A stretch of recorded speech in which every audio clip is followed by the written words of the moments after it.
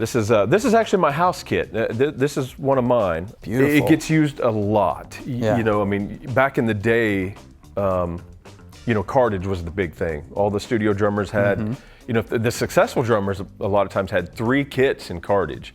And, you know, they would have one set up in one studio from 10 a.m. till 5, and then they would go to another studio at 6, and their other kit would be in there, you know, for their evening. It was just a different thing. Now, you know, with budgets being, you know, such a different thing, house kits are more of a deal. And studios like this one that has an amazing house kit like we do, we have a couple of them, both of them being WFL, a lot of different size. Like, for example, the session that's happening on Friday is the guy wants a 24-inch kick. So we can just swap it, you know, we can give them whatever they want. Tom sizes, kick sizes, you know, great snare collection. That way they don't have to bring as much of their own stuff. You know, it's a different era of sessions than it was back in the... It's nice to just have it here, though. The glory days of the 90s, you know, I remember drummers having, like, it was like a closet on wheels. You opened it, and it'd be like 16, 20 snare drums in there, you know. So you have the WFL3 kit. What kind of snares do you have over here? I have with the kit right now, where we left off the other day, this is their, they call it the 1909. It's a WFL aluminum drum, 6.5. Super, really with WFL drums, what I found, the thing that impressed me almost the most, the tuning ranges are crazy wide, even like on the toms. Like, you can get ridiculously low and they still have tone, not just a head slap, you know. So this drum, it's crazy. It's you know, variety of sounds that it gives.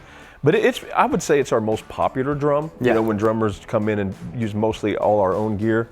And then I have a black, this is not a real Black Beauty. This is the pork pie, I think. Okay. They call it the big boy or the big black. I can't remember what they call it, but it's a 6.5 brass, you know, with nickel coating over it. Yeah. This is a little bit of a pride and joy for me.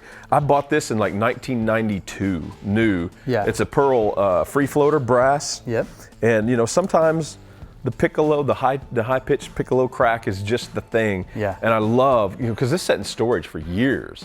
And so now when I am working in here and somebody pulls that out to match a specific song, and I get to hear something that I bought, you know, as a 20-whatever-year-old kid, it's pretty satisfying, you know, that it's still living a life and you know, and when useful. It works too. And works great.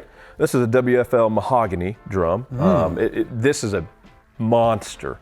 It's probably, you know, number 2 or 3 on the roster of the most used. Because again, the tuning range is crazy wide. That thing can just smack really high pitch. Beautiful. It's gorgeous, and you ought to hear it.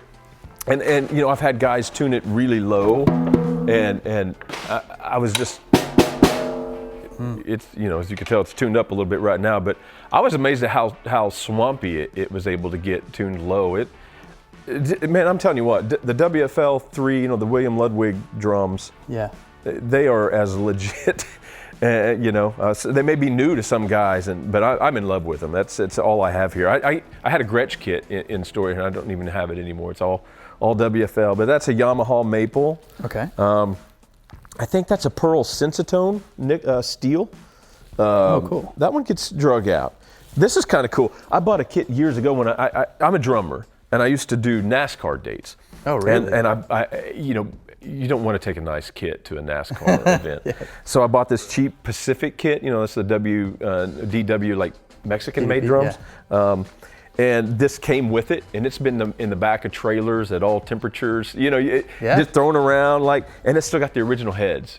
Wow. And I'm not going to change them. Like, it's just got a thing. You know what I mean? It just has this swampy. Leave the strainer loose, tune it down. It's Fleetwood Mac. Yep. Just think Fleetwood Mac. It's that douche, you know, kind of thing. Exactly. And this is a kind of an unsung hero, a little Yamaha birch drum that it gets pulled out quite a bit. It's got some snap, but like I said, we're getting ready to change it out to a 12, 13, 16 with a 24. So beautiful.